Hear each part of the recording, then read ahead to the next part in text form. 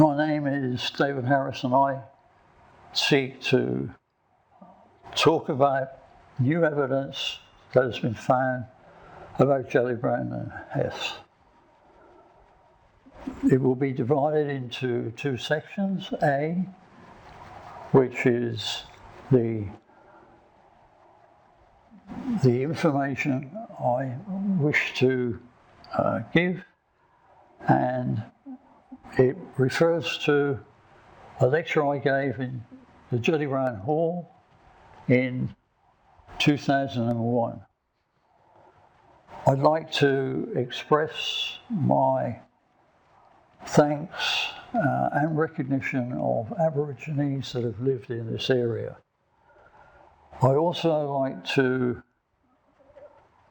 dedicate these findings to Bob Butt, Jack Loney and Ada Gracie, without whom this submission would not have taken place. What I would like to start with is portraits that exist of Gellibrand. At the moment there are two. One is painted by Gellibrand Young in 2001. In the second case, the photograph is from the family itself. Now, I went to the Geelong Gallery to see the presentation by William Buckley. In the photograph that accompanies the presentation, it's a section of the photograph which is titled "Being at the Negotiations of the White Men," in this case William Buckley, and 8 Aborigines. The thing that drew my first attention was on the left-hand side, the lower figure sitting down. He has some very distinctive features. He has a receding hairline and a reddish looking hair. On his lap he's got a notebook and pencil, and in an intriguing sense you can see his middle finger with a ring on it. Now, people don't normally put a ring on that finger, and looking for information on this, I found that this ring on this particular finger symbolizes power and influence. Now we can say that that is a feature of Gellibrand. Now I'm wondering why Gellibrand Young would have gotten to such an extent to paint on the ring on the man's finger. Now, beside this person is a blanket. On the blanket are a bowler hat and a container. When I looked at this under a microscope to see what it looked like was writing on this container, and it even had a description of what was in the container. It's a cure-all remedy for everything from gout to sore legs teeth, etc. Now obviously Gellibrand had used this and used it before. I found a reference where he had an expedition in Western Port Bay and he displayed some discomfort, and he had to lie under a tree until he felt better. It was then that he took 2 tablets of chamomile, and he seemed to restore his health somewhat so he could continue his journey. The downside of this particular concoction is that it is a poison, and one of the ways it deleterious effects is it is a poison, and it affects in particular the teeth. Now I want you to remember that because it's relevant to when we look at the gravesite. Now, this man is also wearing a jacket with a distinctive pattern on it. Looking into the types of woolen weaves there are, the one that seemed to best match the pattern on the jacket is a type of thread known as gamron. Gellibrand also had beside himself a blanket of the same pattern, only a little lighter. Close to and on top of the jacket is a bowler hat.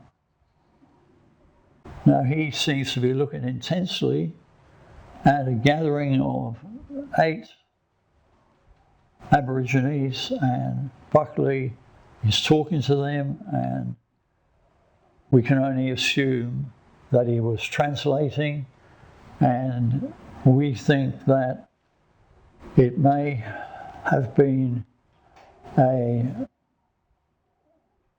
situation in which the 2 men that we can see are looking in on the presentation. Now, there was in fact the person in full figure, and it was beside 2 figures. One seems like an aspiration, the other slight cut off and a red jacket. Now, this person and the other 2 people, whilst negotiating with the Aborigines, had, for instance, things like trinkets.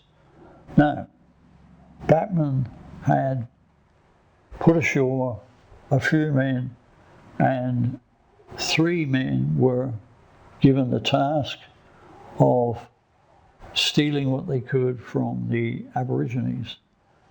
It seems to me that there was a breakdown in communication between this man and Batman. So Batman basically said, I want you to find the Aborigines and steal what you can. He presumably didn't know that this man and the other 2 were already in negotiation. Otherwise, why would he have sent these 3 people to steal from the Aborigines? The actual situation is the person that I'm talking about had a very concentrated stare at what was going on with Buckley negotiating. Now the picture, or shall we say the picture or painting, is Buckley negotiating with Aborigines in indented heads. Now, you need to have an understanding that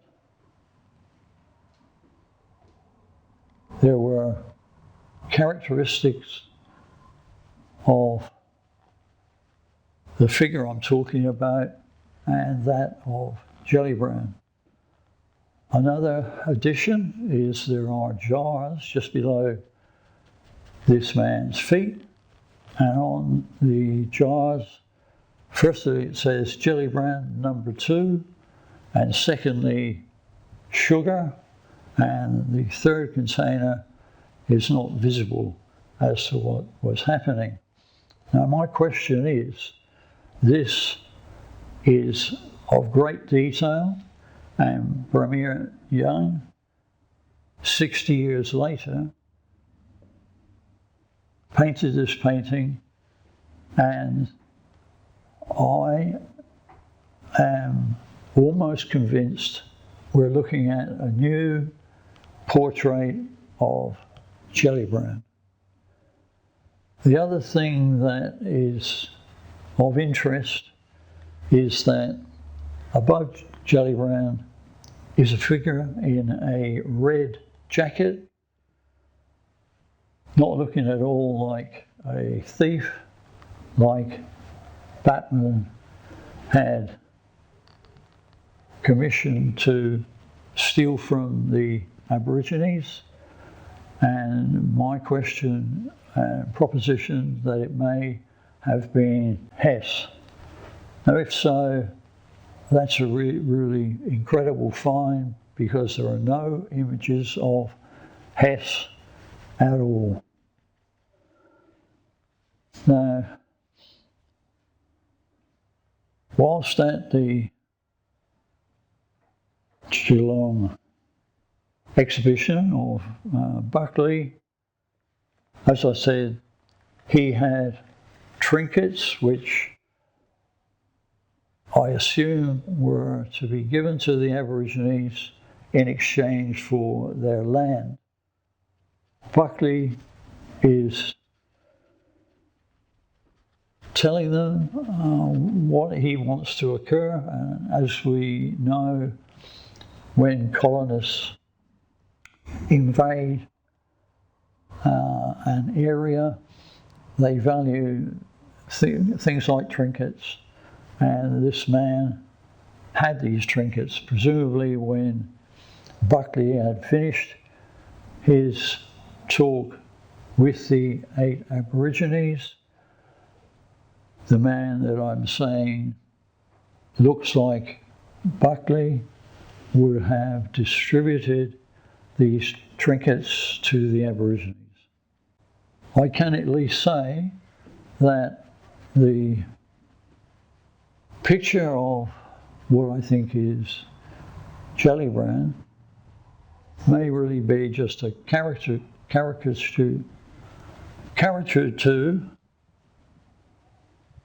and be the sum total of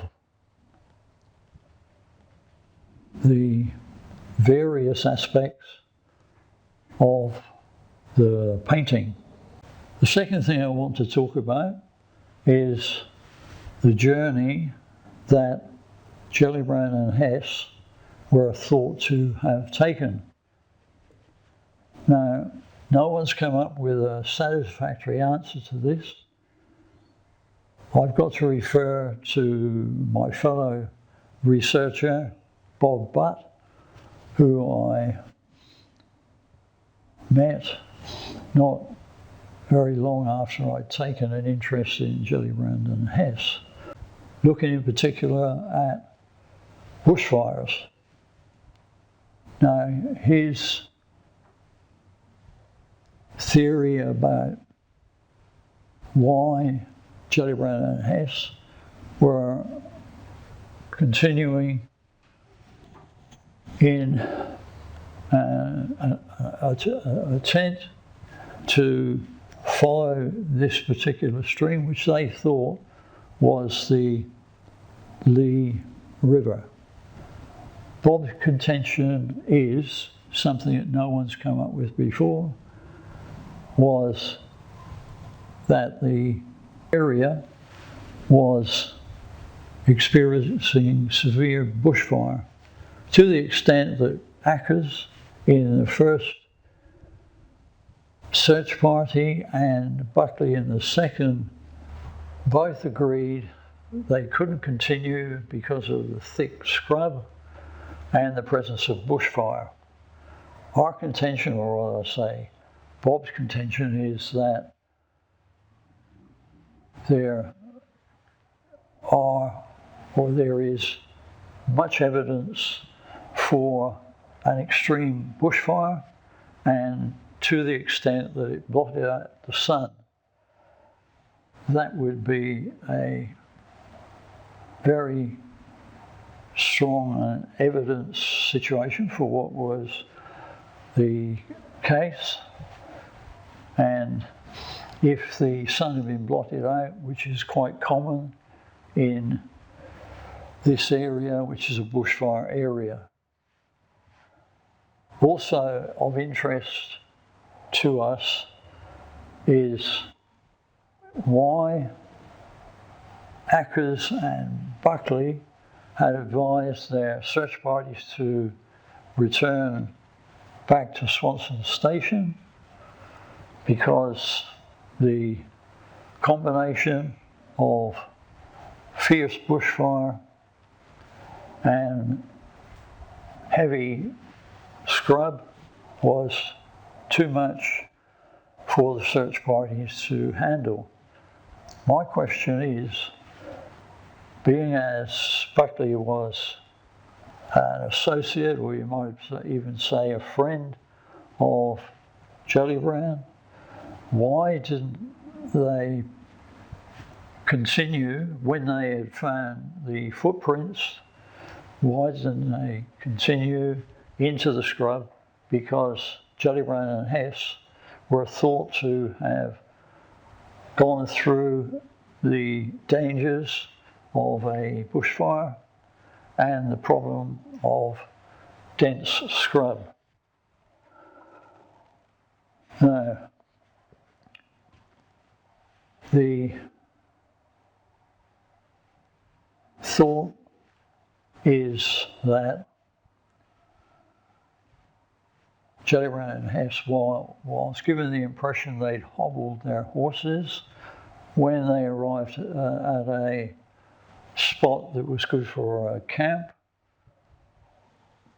that the horses bolted. There's certain evidence for this happening. If the horses had been hobbled, there was no way that they could have just been set free. Why? Well, if the horses had been hobbled, there would be a very good chance of Gellibrand and Hesse looking for the best equipment to use. And if it was the case of the horses bolting, they also took various equipment with them. Our contention is, why, if the horses had been hobbled, why the Gellibrand and Hesse would not have been able to pick what they thought was useful for them to carry. As I said, the saddlebags, surely people in this position would have taken the saddlebags. Now, another thing they had with them was a brace of pistols, and flintlock pistols were carried by such people as Gellibrand and Hesse when going into unknown terrain. So later on, we are confronted with the fact that Gellibrand and Hesse had just been left with such things as flintlock pistols, and in the case of Gellibrand, he would have had what is known as hunting pistols, a smaller variety of the flintlock pistols. Now, that creates a doubt in my mind as to Gellibrand taking out these pistols, and they were left on the ground. Gellibrand and Hesse discovered them. Gellibrand may have taken them for protection against the possibility of an attack by Aborigines. Another reason that he could have was they could see from the dense bush that the pistols might be of use, certainly in lighting a fire. They continued on the south side of what they thought was the barren. They, thinking that they were on the Lee River, continued on the south bank until they arrived at Forest. Forest is spelt with the double R. By that time they were in thick scrub, and they appeared completely lost. Bob Butt lived in Forest at that time, and it was, you could almost say, the centre of the Otway bush. Remember, a lot of the bush there has now been cleared, but even now the area is still thick bush. Gellibrand and Hesse looked for a way to continue. After a short period of time, they found a creek, which is the creek we now know as the Knighthood Stream, which has its source in the hills. One of the hills was at 440 feet above sea level. Now, I said before, I should have said, they were on the Roadnight Creek, named after an explorer who was to come along that way. So, Gellibrand and Hesse, in following that creek, said, well, it must come from somewhere, obviously higher. Just before that, they decided to cross the headwaters of another stream, which later became known as the Gellibrand River.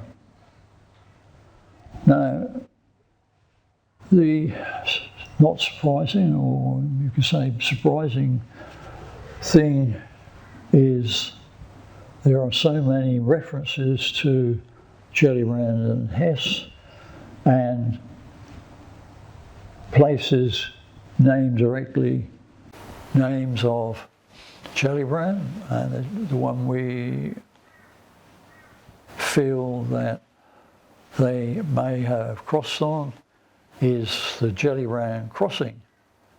Now, why would it have got a name like the Gellibrand crossing? You don't have to be a genius to. Part of the river was crossed by Gellibrand and Hesse. Now, one thing I was attracted to in looking at a situation like this is the use of BMI, body mass investigation. What it basically means is to arrive at a figure which would indicate quite starkly the position that they were in, the physical state they were in. The assumption is that Gellibrand and Hesse were on this journey for maybe 2 weeks. Each day we have estimated that they were using 2,000 calories a day. Now, because Hesse was quite a tall man and Gellibrand a more rotund man, we decided that we could have given their dimensions at about 60 kilos. By the time they got quite a way down the Gellibrand River, Hesse was experiencing great difficulty, and we're told, or there is evidence that it was at the creek which now goes through Chapel Vale, and it was there that Hesse could go no further, and he laid down and died. Now, Gellibrand, who perhaps was in a little more strength and determination, continued down the floodplain of the Gellibrand River, having come off a spur that led down towards the sea. Gellibrand then spotted smoke coming from what looked like a big sand dune. He saw a break in this sand dune and smoke. He hoped that he would continue to this area to figure out why the smoke was there. He moved up to a point where he could make his way up into an area where there was a fire.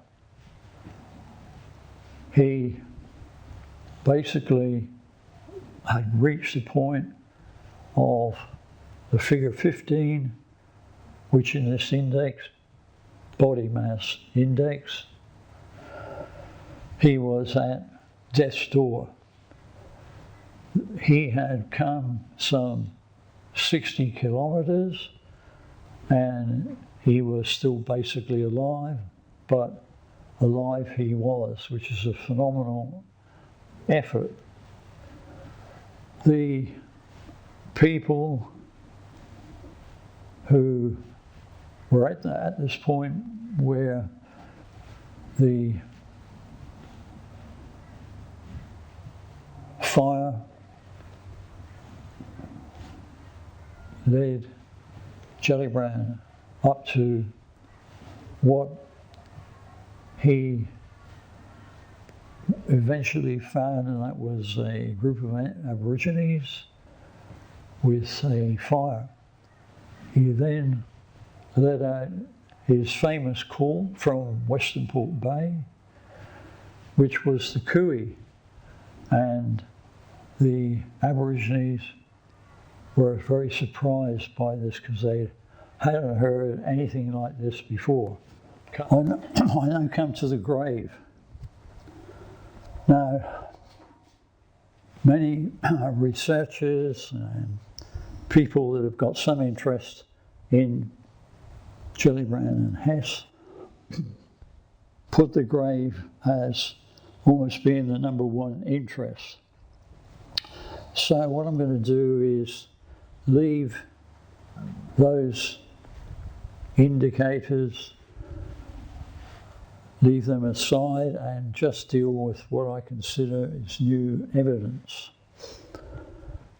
And there are many questions based on what I found. Now, we know about how Alan got the message from one of his lubras about the explorers ending their life on the sand dunes on or near Midden. Now, as far as I can see, there was the incredible situation in which Gellibrand's body was disinterred to such an extent that it could be said that someone had accumulated what they think is evidence for what was happening or had happened at the gravesite. Now, Henry, as we've seen before, took the skull and reburied other bits of Gellibrand. Now, from my point of view, to lend weight to my thesis is the grave contained a few items which I think are fairly crucial to the disappearance of Gellibrand and Hesse. Now, in the grave, which was disinterred, the body, which was in immaculate condition, was said to have red whiskers, the same as indented head. It also had a Gellibrand jacket, beaver hat, and missing teeth. I think whatever you may say or positions that you might take, there are some questions that need to be answered.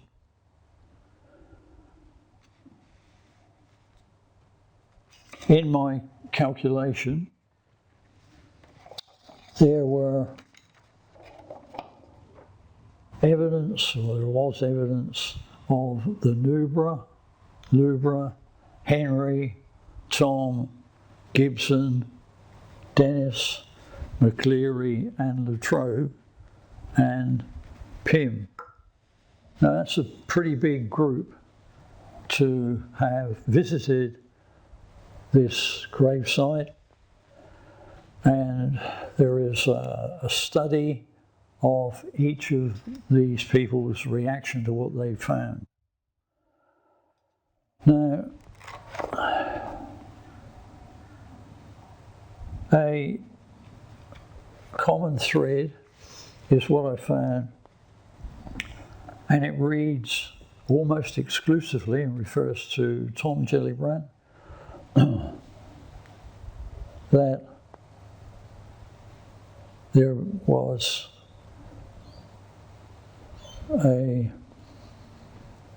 every chance that the body that they dug up when Alan went with Tom to find what we believe was Tom's evidence of his father's body. It says at almost every juncture, looking at Tom, that Tom picked up the remains of his father and returned to Hobart. Now that's in constant, that is what many people believe. But there's very good evidence that's not what happened.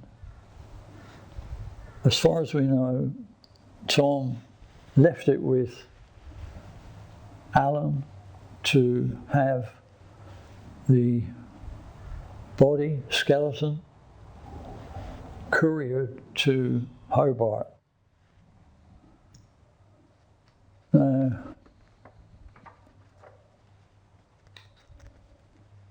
Henry quizzed the Lubra on the events.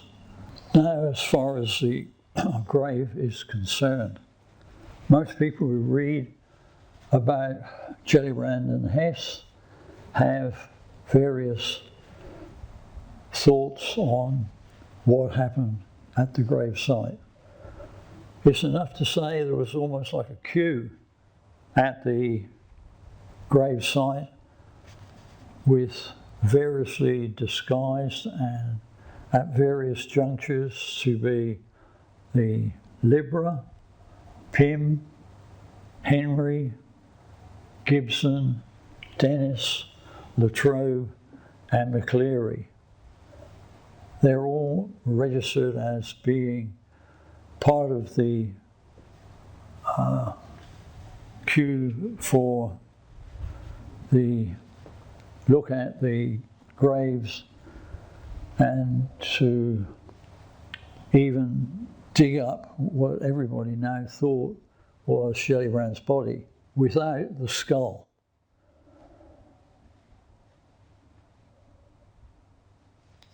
Tom immediately, when the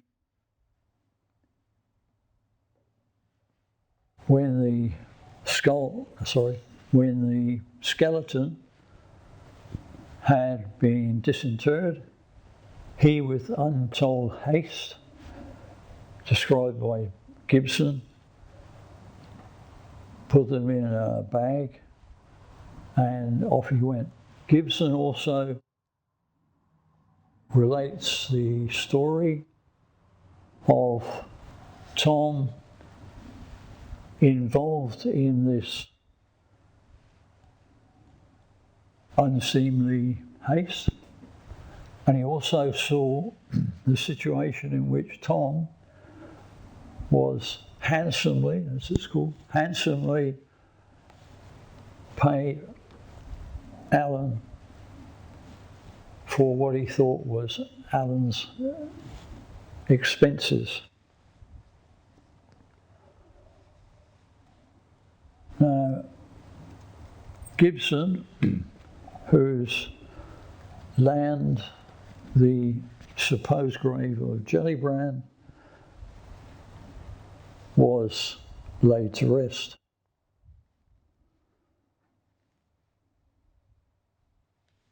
Now, if we backtrack to Alan, we're now seeing through various points of interest that it could be said that Alan was beginning to collect a lot of bones and skulls. Now, it's our contention that there was reason for Alan to be seen as now a collector. When Horden and Munday came through, 6 months after Alan had arrived and built his own house, Horden and Munday stayed at Alan's house because it was raining hard, so they spent a night at Alan's house, and Alan took the chance to get out a skull, which wasn't the skull that was hanging in the kitchen. It was another skull, and Alan asked Horden and Munday about the skull, and they replied that it looked as if it was European, yet it was complete. Now, the difference between it and Gellibrand's skull was the skull that he showed to Horden and Munday. There were marks in the skull which indicated that the person who had died, it was as a result of the blows from tomahawks on the back of the head. So Alan, he was the first to assume that the skulls he showed to Hayden and Munday was the result of Aboriginal attack and could have been an attack on mariners who had been wrecked on the beach somewhere. And this is one of the skulls that Alan had. He didn't show them Gellibrand's skull because he hadn't as yet sussed that out from the gravesite. So Alan went back to the gravesite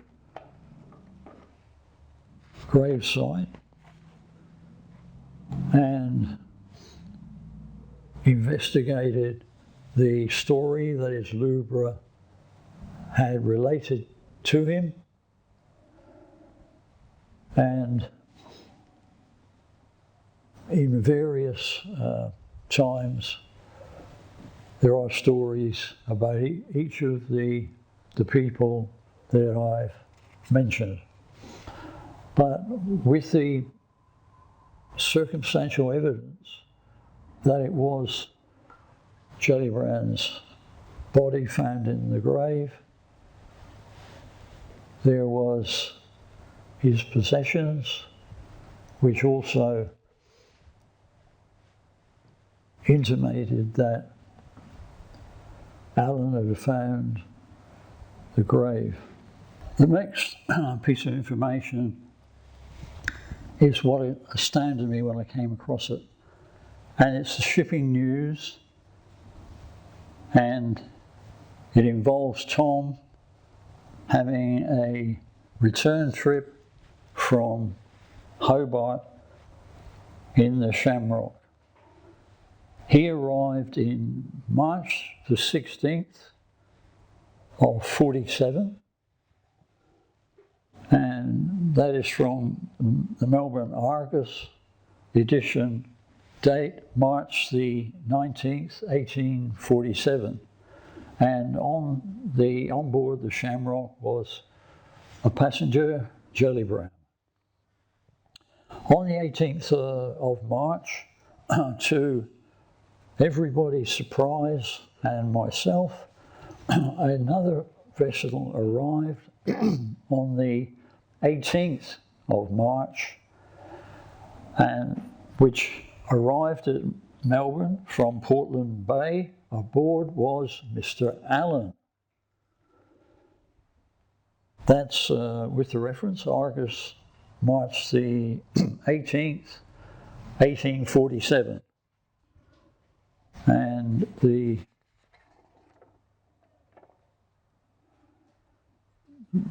reference showing that is from the Argus, March the 18th, 1847. And the return ticket saw Tom returning to Launceston on the 9th. Now, that gave the two of them, Tom and Henry, 22 days of hashing out some sort of plot.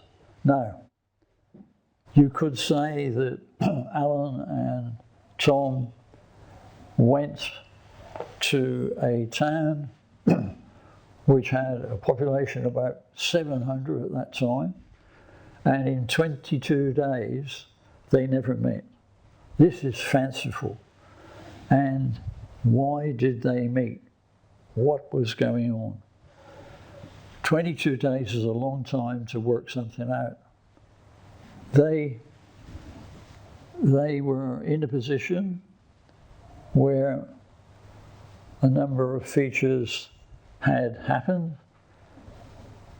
Tom had commissioned Alan to courier the bones of his father to Hobart. It lays a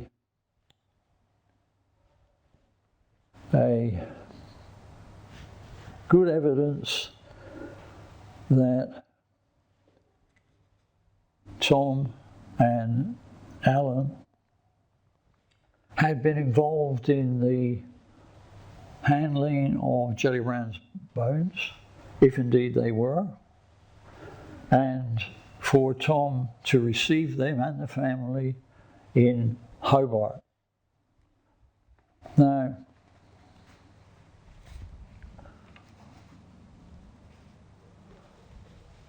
this raises some fascinating features in the whole story. I had never seen the shipping news before this time. Now, why was Alan coming up to go to Melbourne? There must have been a reason why.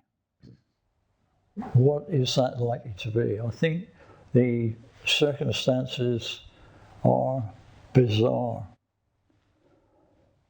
You may remember that in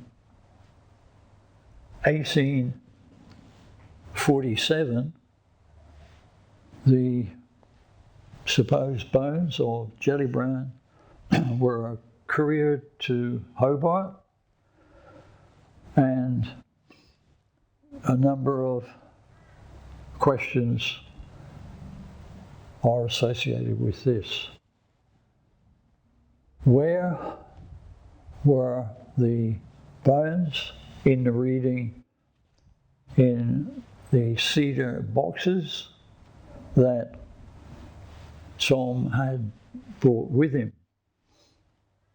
Now, after the meeting, the bones would have been sent in 1847. Now we see that Mrs. Jones coming to the area to see her relation, Mr. Stevens, and saw the skull, and she had known Gellibrand very well, and she said she was no doubt that what she was looking at was Gellibrand's skull. Now, backed up by Mrs. Brame, another acquaintance of Gellibrand, also said that what she was looking at was Gellibrand's skull.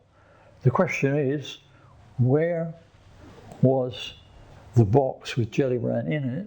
Where was it stored?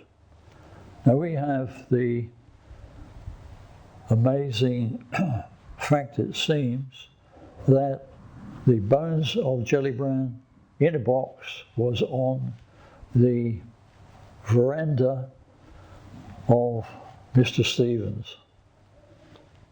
Now, we find that incredible. So there is a proposition which I will investigate further as to the bizarre happenings at that time. Now that leads us to the Gellibrand family with the bones which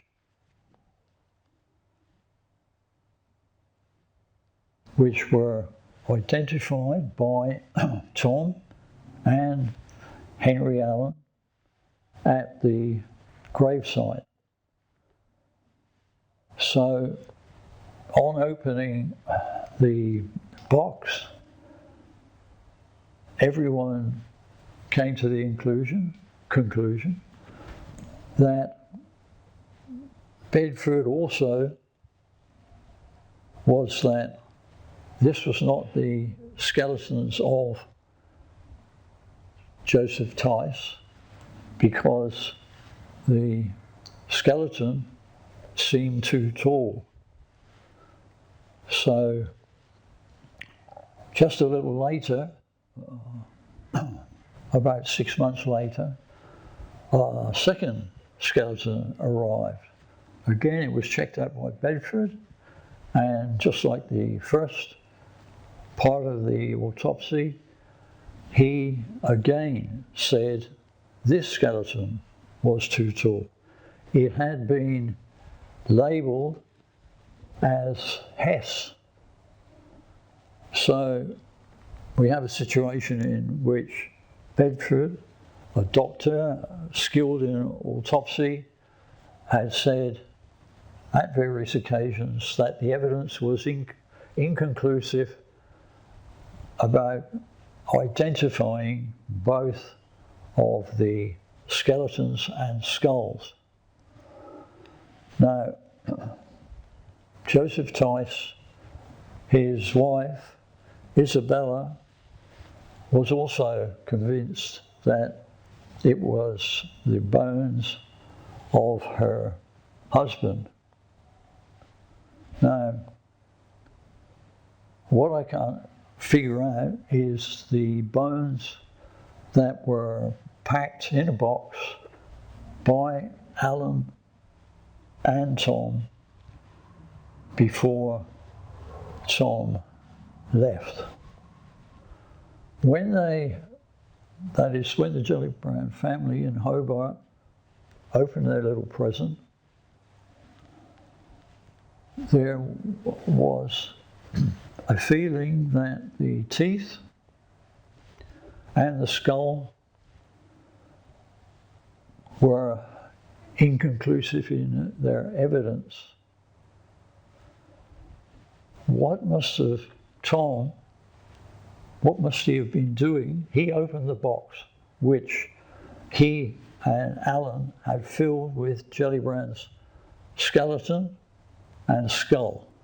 He should have been completely convinced as soon as the box arrived that it had Gellibrand's skull and skeletons in it, where there couldn't have been any doubt that the skeleton, which had been labelled as that of Gellibrand,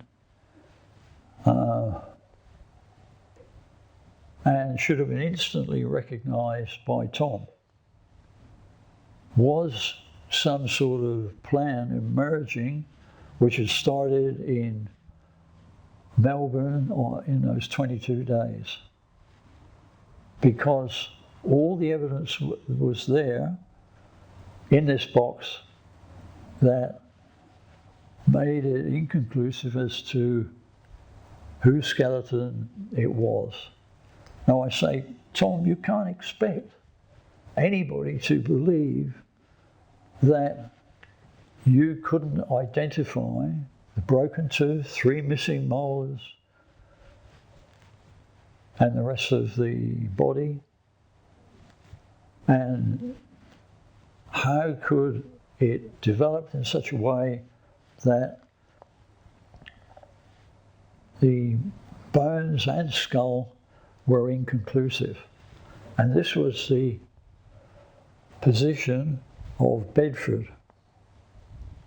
So when the second skeleton arrived, they were being convinced that it was Hesse. But then it is decided his bones were too long. He was, in fact, not Gellibrand, but Gellibrand must be in the first box. How bizarre. How could they work out such a thing and believed? So our thoughts are this, which is a bizarre thought, you might say. The skeletons that were sent to Hobart were a mixture of bones put together by Allen. This explains why the first box of skeletons were so described as inconclusive. Bedford was worried about the implications and his examination. So it's said that he and Tom had visited Swanston and given the all clear that the protocols had been observed to the letter by Tom. Now, Swanston had a reasonable credibility, but he said all the protocols have been followed, so Tom and Bedford were off the hook. Just want to refer you to the movements of Tom and Allen. Tom had booked a return trip to Melbourne and he arrived on March the 16th. That reference is the Melbourne Argus, March the 19th, 1847. And Gellibrand is listed as a passenger on that ship at that time. Then, to everybody's astonishment, on the 19th of March, the vessel Corfe arrived from Melbourne, from Portland Bay. Aboard was Mr. Allen. The reference for that is Argus, March the 18th, 1847.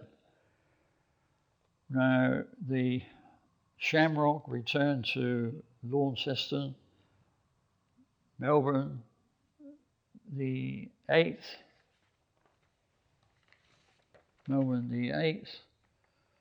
and Allen and Tom were together for 22 days.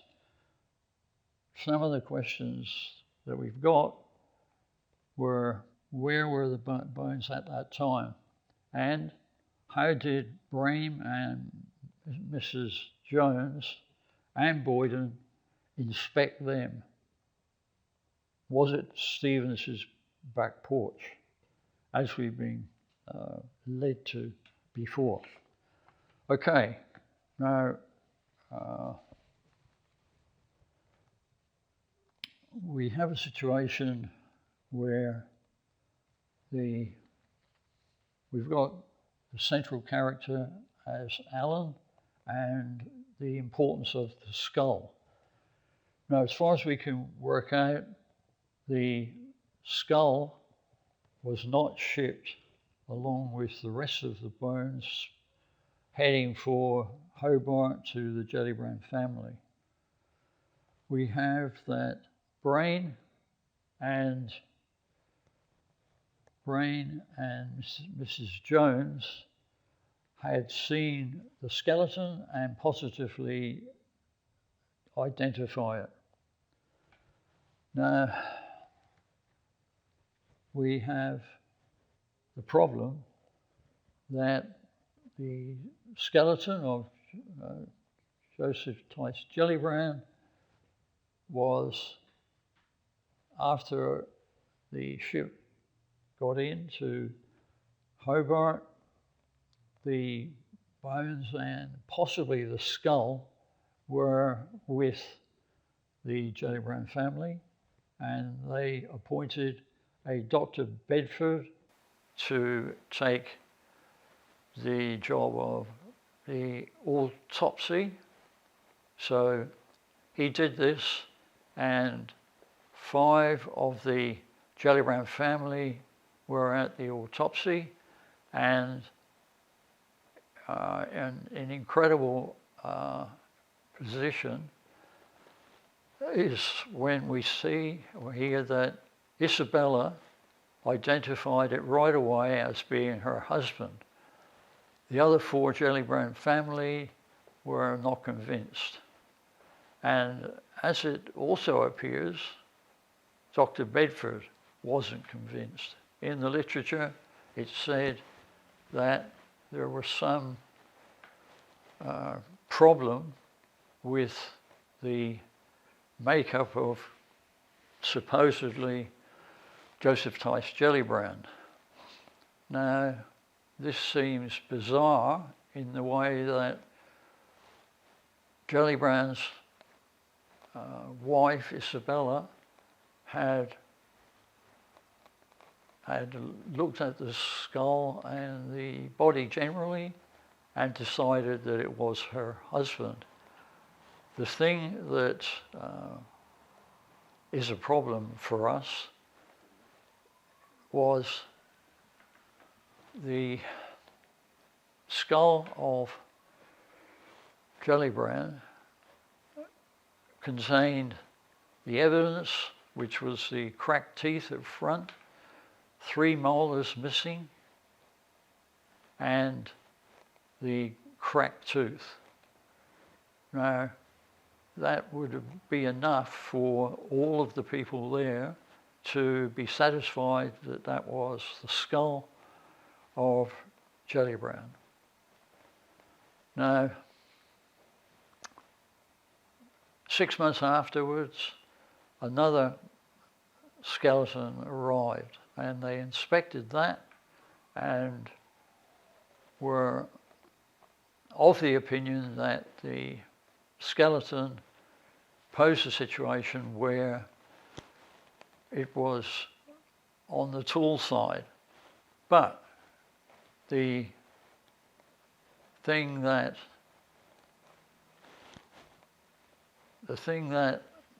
made it was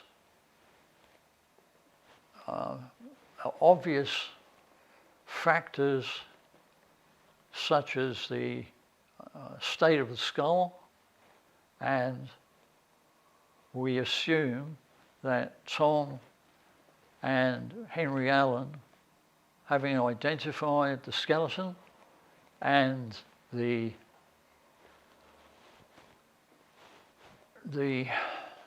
bones, were taken back to Allen's hut, and we assume that the skull was attached, stuck in a box, and away we go. Now, Allen had agreed with Tom had agreed with Allen that he would get Henry Allen to courier the skull and the skeleton to the Gellibrands in Hobart. Now, the problem of that was Dr. Bedford had a worry in a way that he arrived at the conclusion that what should have been Gellibrand's skull would be easily identifiable, but Bedford was worried about the skeleton apparently being or indicating that Gellibrand was too tall. That was one of the factors that brought about the inconclusion of everybody there except for Isabella. A couple of months later, another skeleton arrived. The Bedford, looking at this skeleton, also said it was too tall. So they were in a quandary as to which was the skeleton of Joseph Dyce Gellibrand and this new skeleton that had arrived. Now, the autopsy and the check-in on the second skeleton also arrived at it being too tall. So the situation was they had two skeletons there, and they were not, as you would think a skeleton would be, given the circumstances. So we have two skeletons and Bedford not being convinced which one was which. So they in fact decided that it was Hesse that had arrived as the second skeleton, and therefore they came back and looked again at what was being referred to as the Joseph Dyce Gellibrand skull.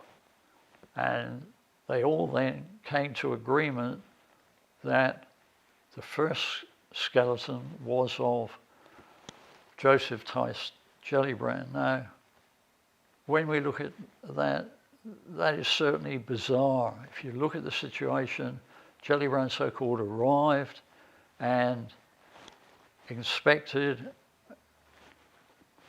Hesse arrived, inspected, and now the family turned to the first skeleton to arrive and decided between them that the first skeleton was of Joseph Dyce Gellibrand.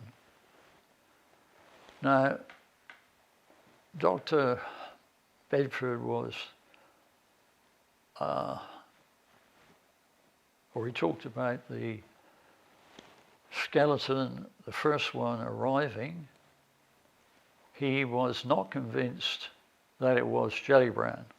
So what he did, he went to see Swanson, and so did Tom, to get some verification that the procedures had been observed in getting Tom's box with his father and the skeleton, and on many reports it said he gathered up the bones of his father and returned to Hobart.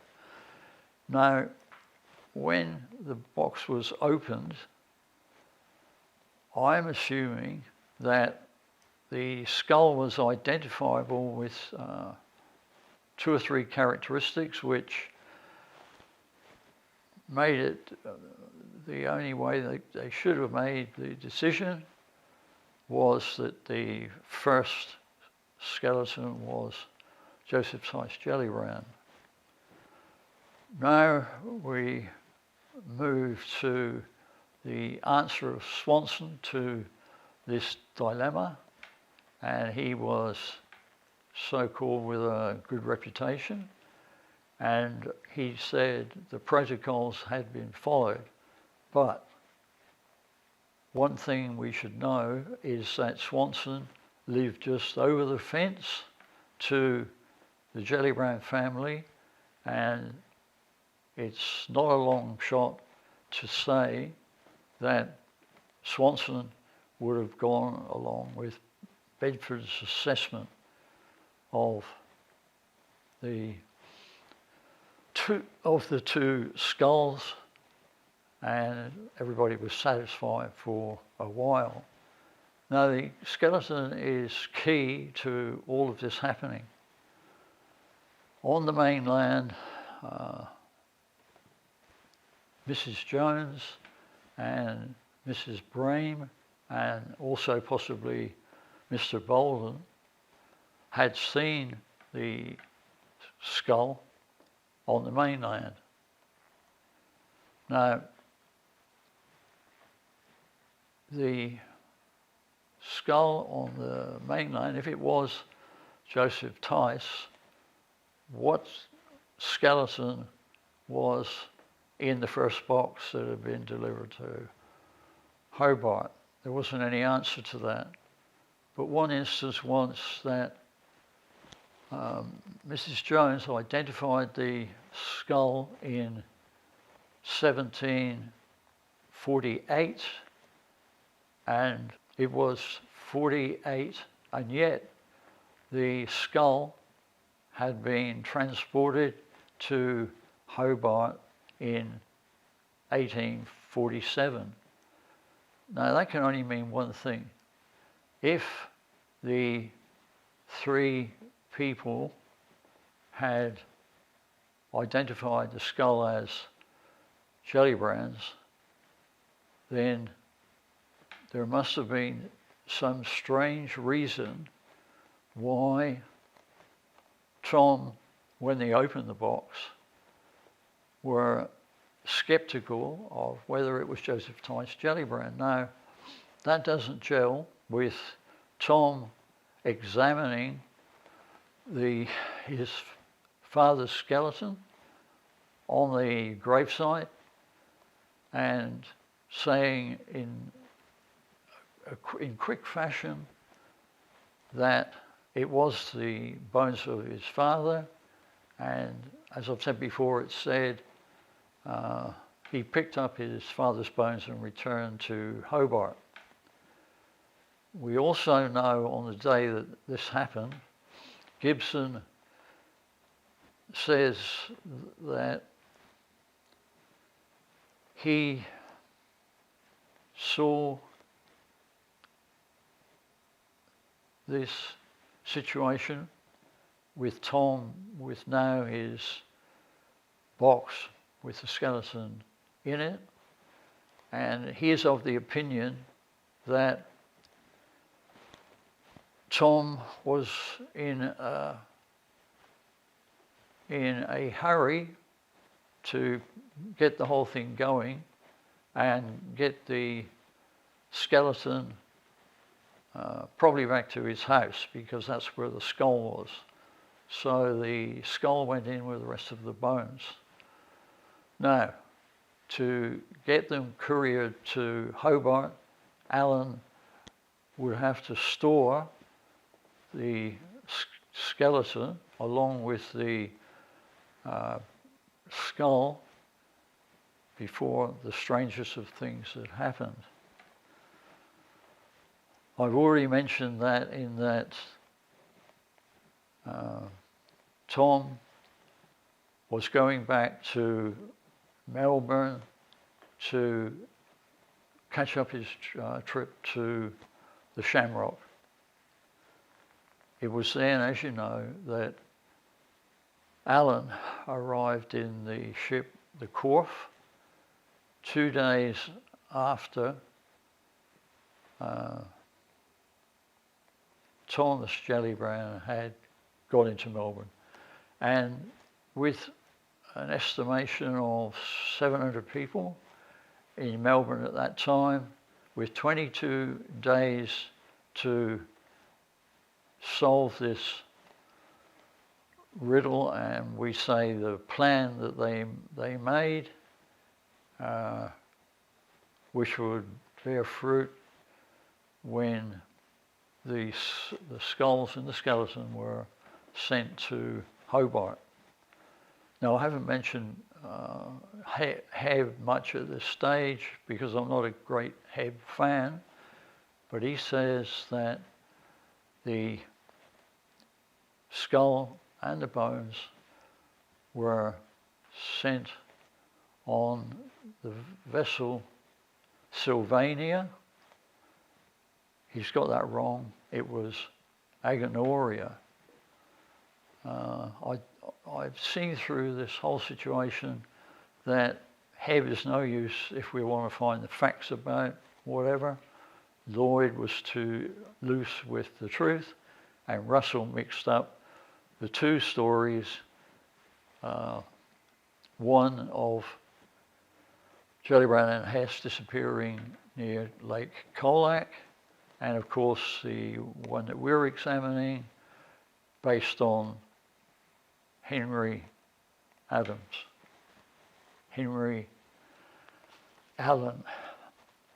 Now, leaving that a little alone, I want to put before you some of the information that I collected over 20 years of investigating what happened. Now, the first thing I'll want you to draw your attention to is a letter that was sent to me, and it was sent by Harcourt. Now, you all know Harcourt. He's a famous Australian historian, and he's died about 20 years ago. Anyway, I'll just read you his letter, verifying the gravesite, providing signs at the site on the roadside. This is like a game that he felt people could play. So added to that is an appropriate pamphlet, and perhaps seeking to find the pistols, watch, and any metal relics. Then alerting tourist operators, local historians, and owners should be consulted on these matters. From a personal perspective, I would be happy to help. My age and circumstances limit my ability to be actively involved in any work around Joseph Tice graveyard. So I was completely shocked by this letter to me with an historian that should have known better in games being played around the gravesite. Now, it comes to the monument that was laid by the people, and they were in charge of monuments, and the monument with the inscription by Harcourt mentions marauding, murderous blacks roaming around the place, and in the end killing Joseph Tice Gellibrand. The locals, to a person, are not happy with this sign, monument.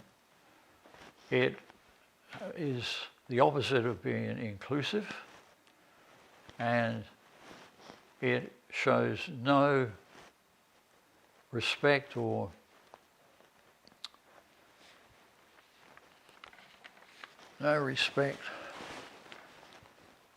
consultation with the locals. Now, I mentioned in connection with this that Bruce Pascoe from the tribe Gadji would also like this monument replaced with an all-inclusive monument. Now, the effects of a summary like that by Harcourt gives the complete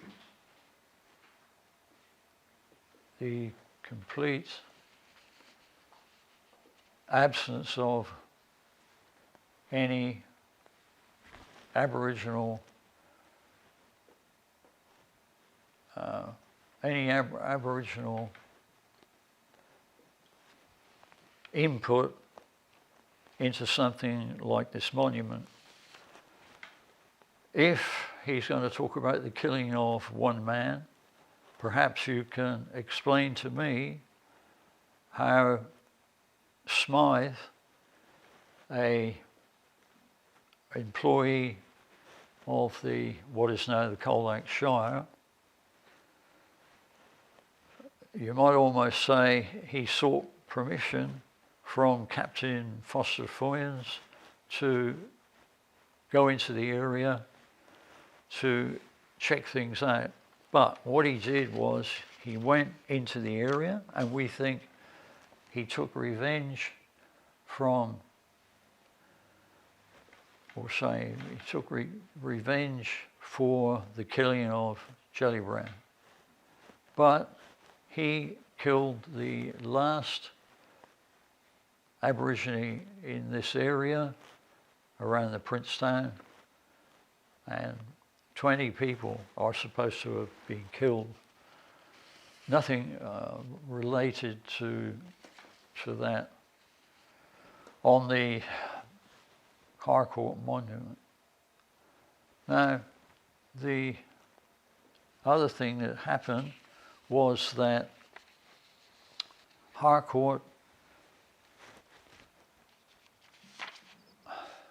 met up with the Heritage Victoria and put the grave and the midden on a list to be protected. Now, as far as I know, there's been nothing done in that area. Similarly, I have a letter in front of me which is dated February the 5th, 2001. I wrote to the Aboriginal Affairs Victoria, told them of the situation, and it read, reported Aboriginal sites near Pebble Point. Thank you for your information regarding the Aboriginal cultural heritage sites in the above area. Your information has been placed onto our action projects map, and we will be contacted to arrange a field inspection by an archaeologist sometime in the coming months.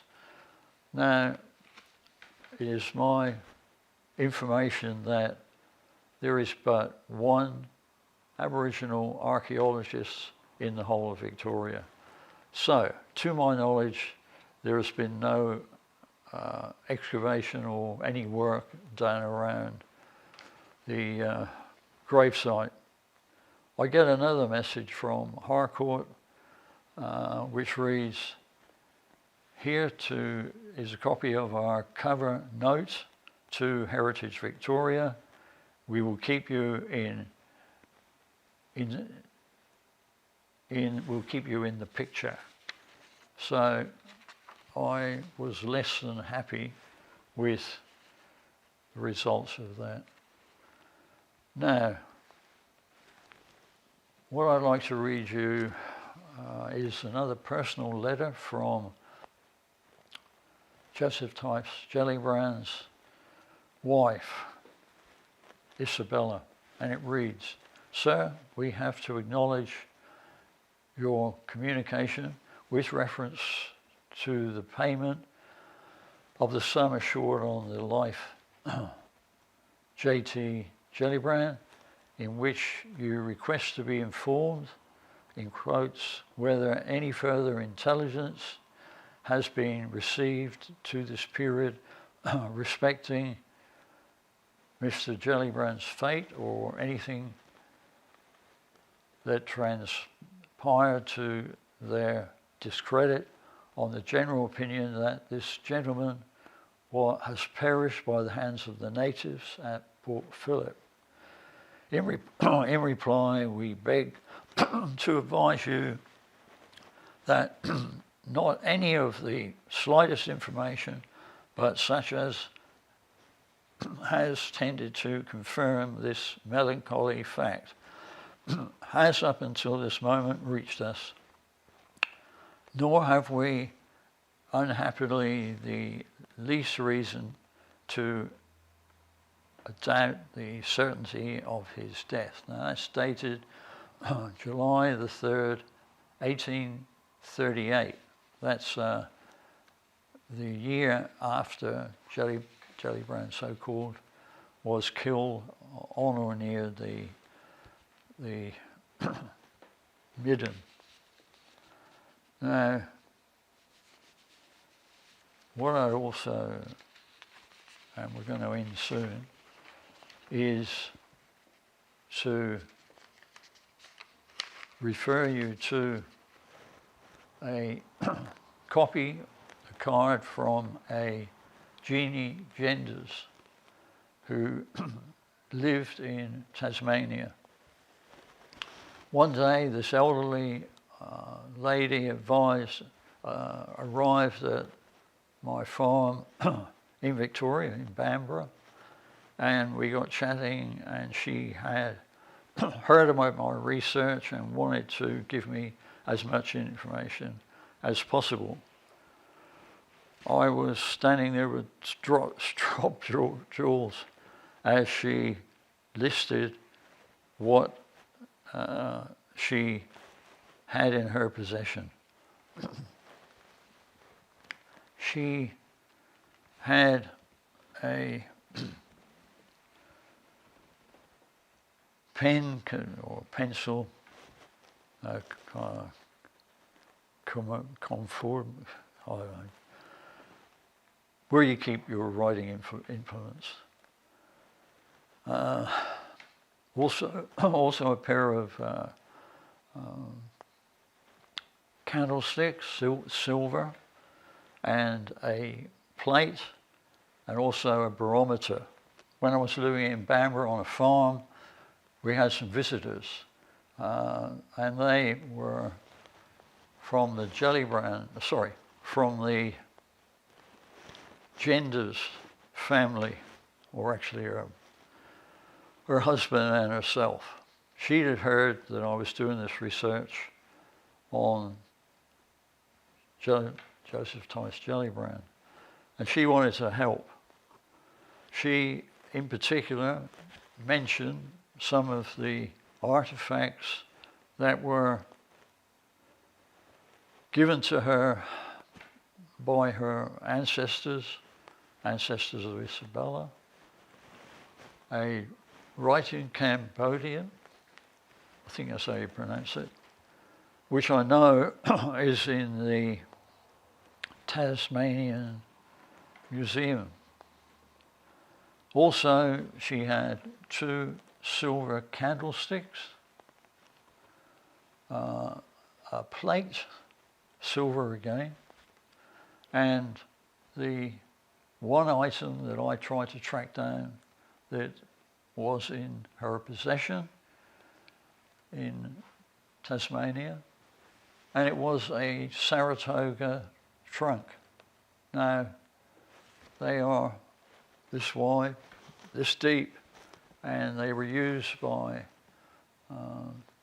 English people to store stuff that they didn't want to get mold into, and just a general storage item. So what I did was to ring around the Tasmanian government, asking them about all these artifacts. And in particular, I talked about the Saratoga trunk, because the smaller articles like candlesticks and dishes are on the small side, and a Saratoga trunk is a large one. Well, she had all of this stuff. Now, I assume, because I've been doing research for the last 20 years, is it really that long? That I rang the Tasmanian government and informed them, just like I have informed you about the position of Jeannie Genders. But I got a disinterested response, which I found incredible, because these were artefacts which had belonged to one of the most famous Tasmanians that's ever been. It's a real problem in my research to understand how there's no one in Tasmania, with the exception of Jenny Genders, that is in any way interested in the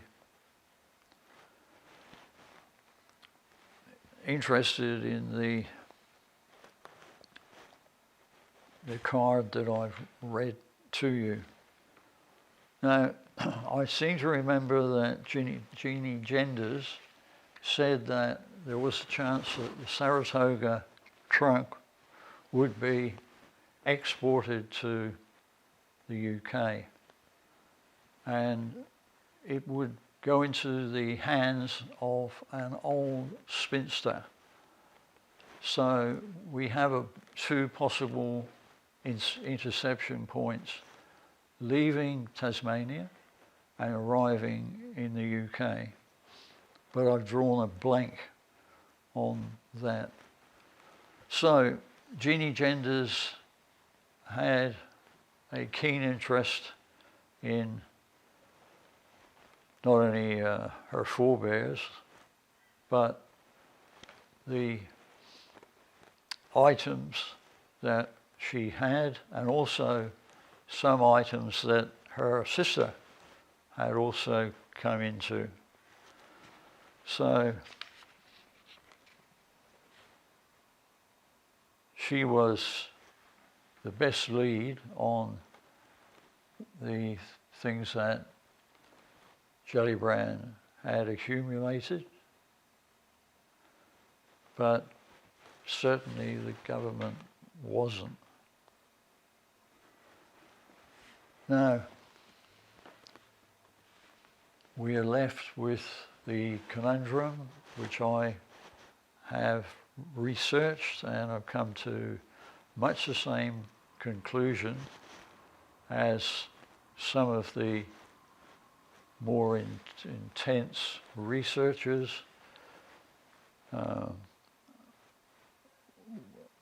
who, many of them, are on the Victorian mainland and are not aware of these artefacts that are in Tasmania, in Tasmania, and owned by Jeannie Genders. Now,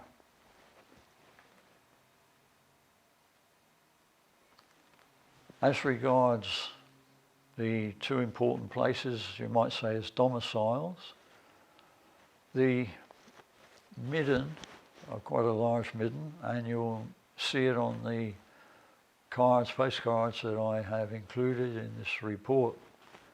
It's a huge midden, and basically it's referred to as a kitchen midden, which, as you would naturally expect, that's where they fed and prepared mainly seafood, but also the odd kangaroo and wallaby, and also by fishing in the Gellibrand River nearby.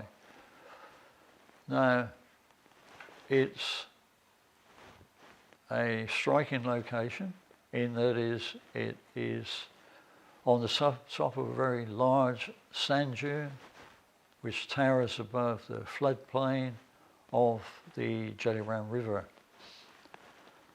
I've been there many times and taken quite a few of my friends that I could get interested or were interested in this whole story.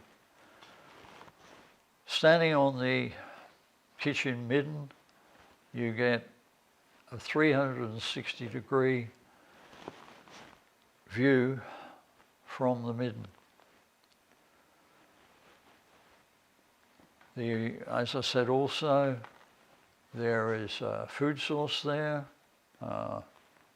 wood for fires, and cover against attack.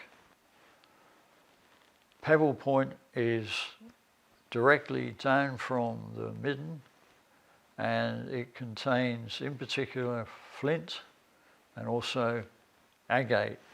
Now, flint was a very valuable stone, if you like, because they could be, or axes could be made from what is a mineral called dolerite. There's dolerite and whatever. But from dolerite, and there is also evidence that throughout the Otway Ranges, this dolerite was used to make axe heads.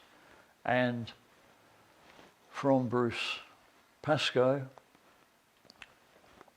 I talked to him about this midden, and he said in what is a jovial way that here we are investigating a white man, one of them, over 100 years old, sitting on top of a huge kitchen midden, and obviously had been the home and graveyard of many thousands of Aborigines. Now, I suppose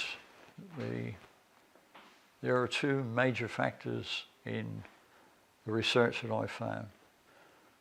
One is Allen, and the second is the skull. There is much conjecture about both of those. There seems to be nothing in the literature that refers to Allen's penchant to gather skulls and also skulls and also skeletons. Now, our thoughts are, that's bothering me, our thoughts are that why did Allen do what we think he did? And that's a collector of skeletons and in particular skulls. No mention from the three members of the Gellibrand family, two of which are still alive, about the weird situation of having a skull suspended from the ceiling. He must have been a strange man. Even to the extent that when Tom came across to Victoria, he too made, it seems, no comment about Allen and his penchants for collecting skulls. He started this collecting, as far as I can tell, in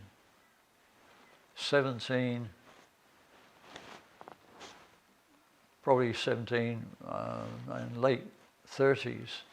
Horden and Mundy were going from Melbourne and breaking a new track to Adelaide. They called in on Allen and spent a comfortable night there, they described, and early in the evening, Allen walks out with a skull. But the skull is different from the skull of Gellibrand in that in the back of the skull were what they were assuming were two tomahawk scars.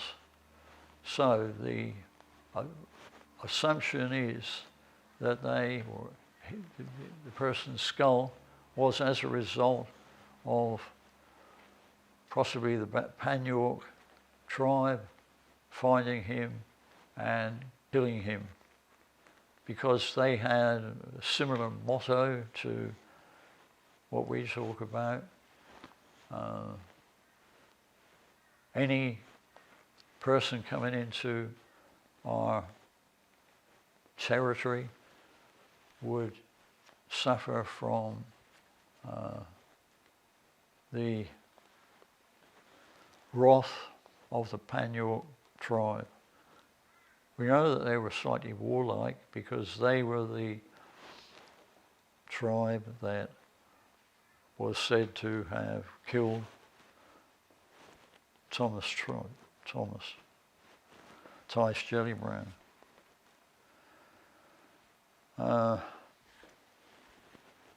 I haven't really mentioned Hebb, Lloyd, or Russell at all at this stage, and I'm